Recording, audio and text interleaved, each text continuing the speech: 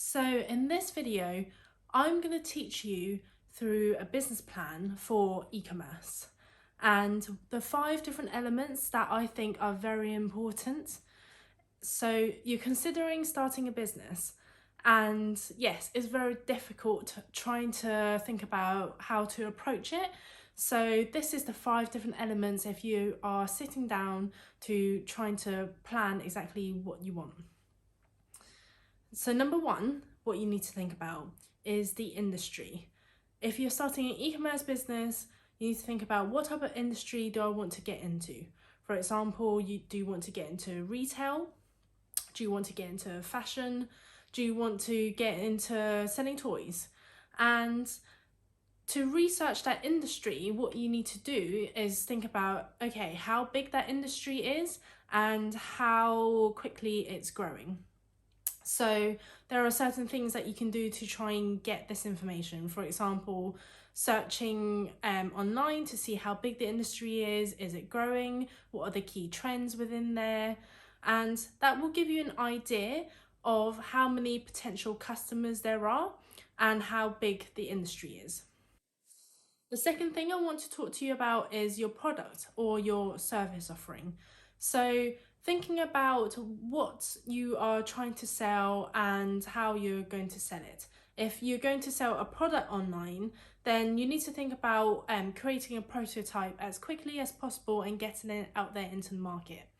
That is kind of the same thing as well if you're trying to offer a service, a coaching course or something, and what you want to do is create a prototype of it and get it out to the market as quickly as possible.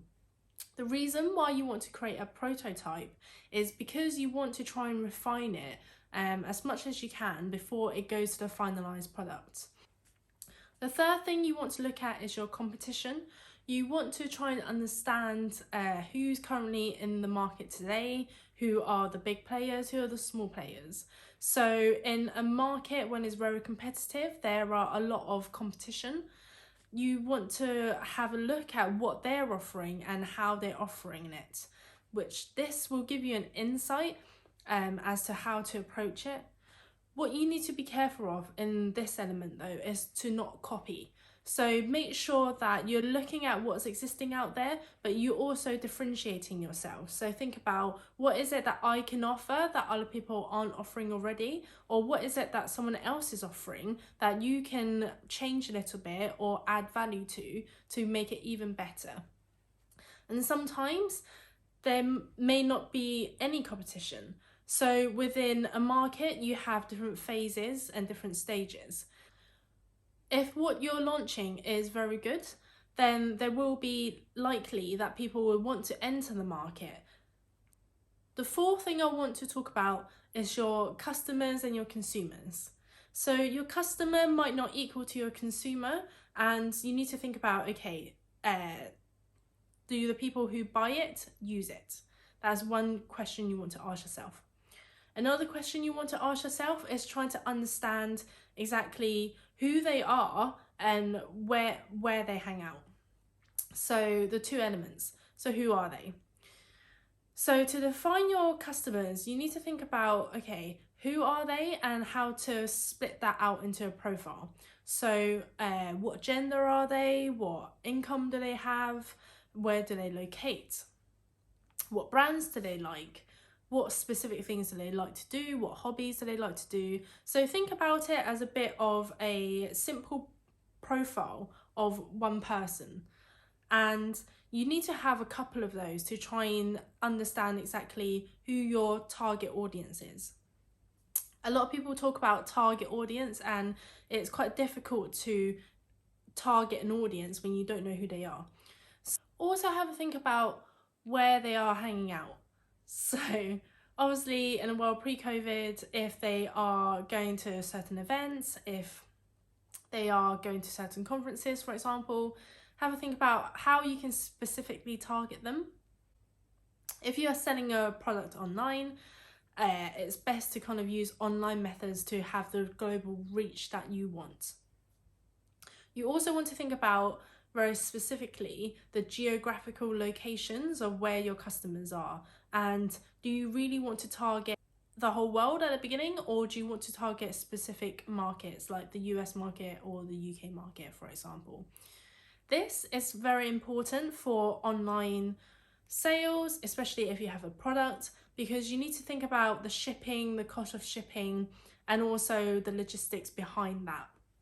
Finally, the fifth thing I want to talk about is your suppliers. So, what you need to think about at the beginning is obviously when you refine your product and when you're working with your suppliers to get your product in place, you need to think about if the supplier should be local or international. If you're working with a local supplier, and it's probably best if you start off that way, this means that the supplier and your conversation with them and your working relationship with them will be a lot quicker. Even though it may cost a bit more if you're developing your own product or if you have a product already existing and you're enhancing it. The reason why you should choose local suppliers at the beginning if you're starting out is obviously because of the time that I mentioned.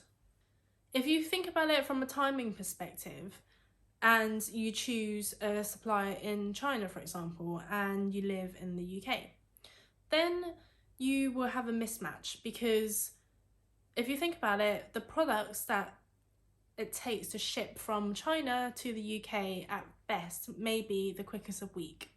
But if you have a local supplier, which is within your own country, then the shipping may take a day.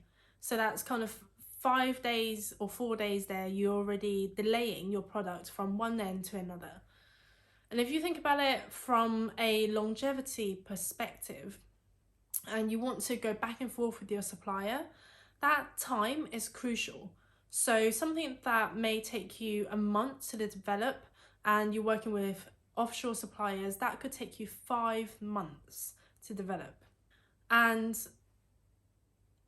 thinking about kind of the postage and the delivery, that is one key element that will probably determine your supplier to be local at first.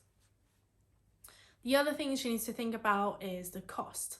And if you are also looking at trying to put your own packaging onto something, then think about how that could work. There are suppliers nowadays that allow that integration. So if you send them your personalized packaging, then they can put stuff in there for you. There are also suppliers which do the whole end-to-end for you. So say for example, if you are looking at print-on-demand businesses, then that would be something that certain businesses would do the end-to-end. So once they receive the order, they would make the products, they would pack it and then ship it and deliver it to your customer.